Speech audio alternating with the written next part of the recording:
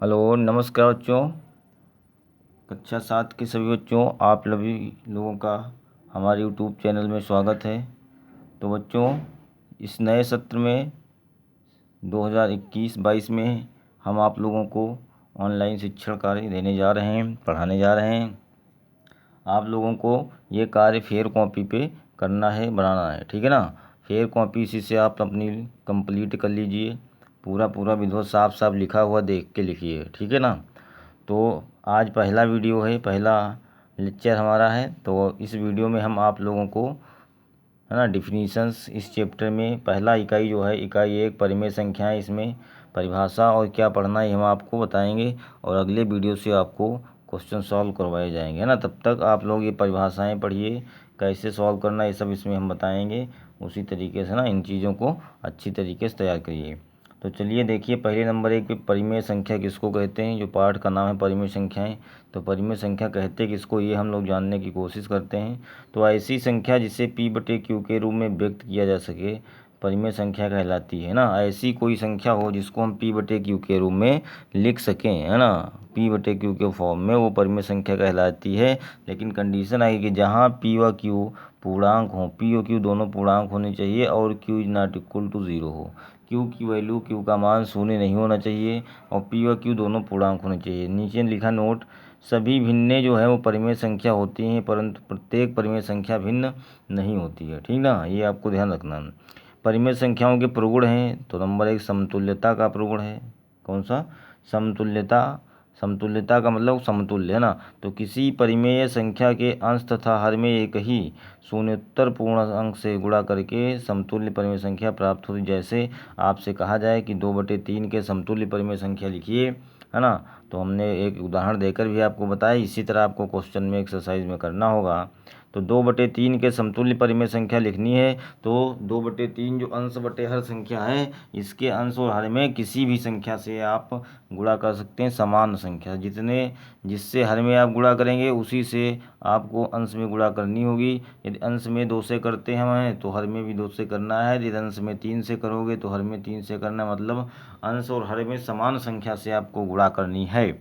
तो हमने 2 से गुणा कर दिया, 2 दूनी 4, नीचे हर में किया तो 3 दूना 6। तो 2/3 के समतुल्य परिमेय संख्या 4/6 आपको प्राप्त हो गई।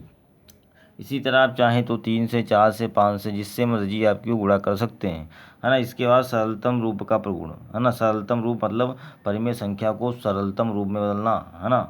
तो देखिए, किसी भी परिमेय संख्या के अंश तथा हर में उनके निरपेक्ष मानों के महत्तम समापवर्तक से भाग देकर, है ना, उस परिमेय संख्या के समतुल्य परिमेय संख्या प्राप्त की जाती है। जैसे अब देखेंगे, इसमें भी हम आपको उदाहरण के द्वारा समझाने का प्रयास कर रहे हैं। 8/6 का समतुल्य सरलतम रूप लिखना है। सरलतम रूप का प्रगुण है, तो इसको सरलतम रूप मतलब सरल भाषा में सरल करके लिखना है। तो 8 और 6 का आप लासा निकालेंगे, सॉरी मासा निकालेंगे तो 2 निकलेगा। तो आप देखेंगे तो 2 का पहाड़ा 8 में भी लग रहा है, 2 का पहाड़ा 6 में भी लग रहा, तो इसका मासा 2 ही होगा, है ना। तो 2 से अंश और हर में भाग करेंगे तो 2 चक्कू 8 और 2 तिया 6, तो 4/3 संख्या आपको प्राप्त हो जाएगी, है ना। 8 और 6 में दोनों का मासा 2 होगा, तो अंश और हर में 2 से आप भाग करेंगे तो 4/3 आपको प्राप्त हो रहा है, ठीक है ना। आप देख रहे हैं, तो ये जो है इस सरलतम रूप का प्रगुण है। तो अब देखेंगे इसके बाद, 2 परिमेय संख्याओं के समान होने का प्रतिबंध। यदि आपको 2 परिमेय संख्याएं कोई दी जाएं और पूछा जाए समान हैं कि असमान हैं, तो आप क्या करेंगे।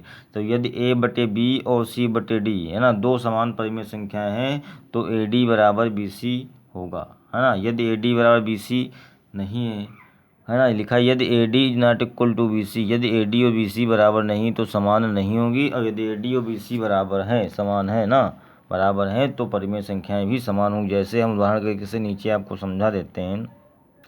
जैसे ये लिखा 3/2, दूसरी लिखी है यहाँ पे, है ना, दूसरी यहाँ पे लिखी है 5/4 है। तो ये दोनों परिमेय संख्याएं समान हैं या नहीं है, आपको ऐसे भी देख के पता चल सकता है। मान लो बड़ी संख्या हो या सरलतम रूप में ना हो, तो इसके आप ए है, ये A/B है और ये C/D है।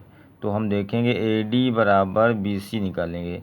ए और डी कितना है, ऐसे या कह सकते हो कि क्रॉस मल्टीप्लाई करेंगे तो 4 तियाँ आपका 12 होगा और 5 दूनी 10 होगा, जो कि ये बराबर नहीं है ना। तो इसका मतलब यही है कि ये दोनों परिमेय संख्याएं समान नहीं है, ठीक है ना।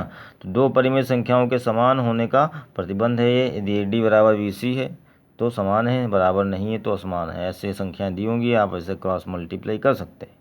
आगे देखेंगे, दो परिमेय संख्याओं के ठीक बीच की परिमेय संख्याएं ज्ञात करना है। तो यदि ए बटे बी और सी बटे डी दो परिमेय संख्याएं हैं तो मध्य की परिमेय संख्या ज्ञात करने के लिए क्या करेंगे, दोनों को प्लस करेंगे, है ना। उसके बाद 1/2 आगे लिखा, इसका मतलब आधा करेंगे।